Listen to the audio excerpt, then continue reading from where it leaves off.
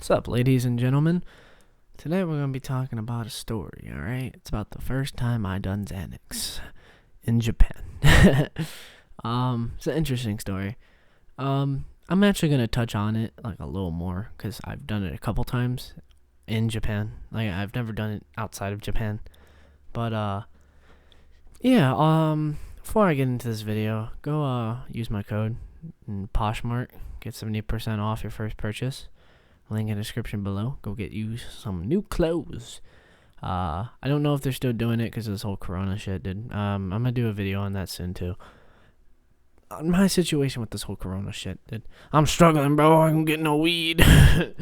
But let's go. So doing Xanax in Japan. Now, I was in Japan for 2 weeks. What the fuck? Okay, whatever. I was in Japan for like 2 weeks. Like, I think it was around December-ish. I was in there for Christmas. I remember that. I got lit on Christmas. Let me just tell you that. But,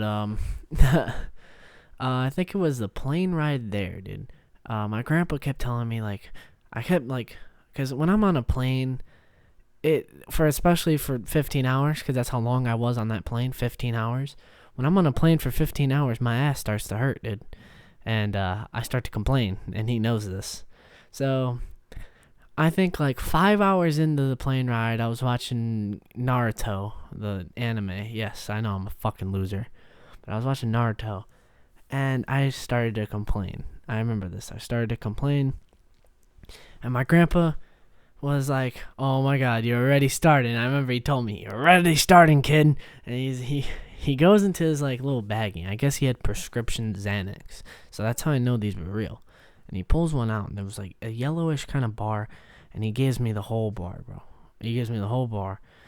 We got Coke, not the snorting one, the drinking one. We got Coke, and I remember I sipped it, and it tasted nasty, dude. It was awful, bro. It tasted disgusting. And after that, I didn't really feel much. I just kept watching Naruto. My ass still hurt like a bitch. But I remember I started to feel a little woozy. I remember I was like a little like I don't know how to explain the feeling.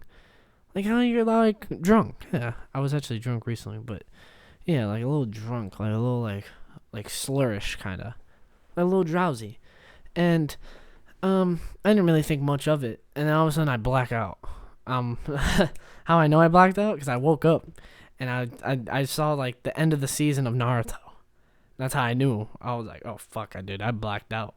I fell the fuck to sleep, dude.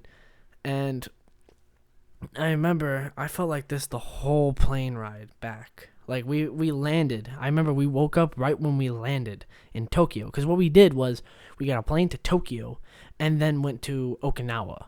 That's where we were staying at, in Okinawa. So we went to Tokyo, and I remember I was talking to the FDFH agents like a zombie. My grandpa described this to me. He was like, you were out of it, bro. He was like, you were a zombie. And I remember I got into this plane, and he gave me another bar. He gave me another bar because the first one was starting to wear off. And this plane ride to Okinawa was 2 hours. So I took half a bar. He gave me half of one, I think. Yeah, he gave me half a bar. I took it, and all of a sudden, I fell asleep. Right away, I fell asleep. And I woke up, and everything was like it felt like very uncomfortable, kind of. I felt very uncomfortable in that seat. But, like, I felt okay. Like, I felt okay. Like, I don't know how to describe it. I felt, like, uncomfortable, but it was okay to be uncomfortable in that chair. And I remember I woke up, and, like, I couldn't even speak because of, like, how, like, fucking much this affects me. I couldn't speak. I went to the FDF agents. I don't remember going through security and all that. I don't remember. And I was trying to because my grandpa's handicapped. That's the only reason why I came with him. And I remember I was trying to put all my stuff together. Like, because when they make you take off everything, bro, the backpack, everything. I remember I was taking everything out. I was very slow, he told me. My grandpa told me I was very slow with it. And he's like, you're usually a little bit quicker. And, we got to the hotel room, and I got into my room, and passed out. I passed the fuck out. And I woke up the next morning feeling fantastic. Now, a couple days go by, and we're finally getting used to the hours because there's a whole 15-hour difference, I think, out there.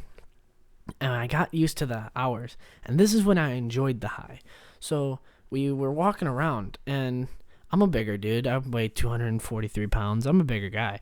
So he gave me a Xanax because he knew my feet were hurting. So he gave me a Xanax, and let me tell you, my anxiety, I have horrible anxiety. Absolutely awful. It was gone. I don't care.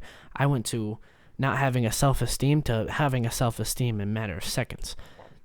I remember my anxiety went away, and I was like, ew. I felt like, ew. And I remember I felt good. It was a good feeling. Xanax tend to wear off after 4 hours, I think 4 to 6 hours. And it started to wear off. And the come down on Xanax is awful. You feel depressed as fuck and tired as fuck. So, yeah, that was my first time taking Xanax on a plane ride to Japan. Hope you guys enjoyed this video. I'll see you guys next time. And if I'm a perfect,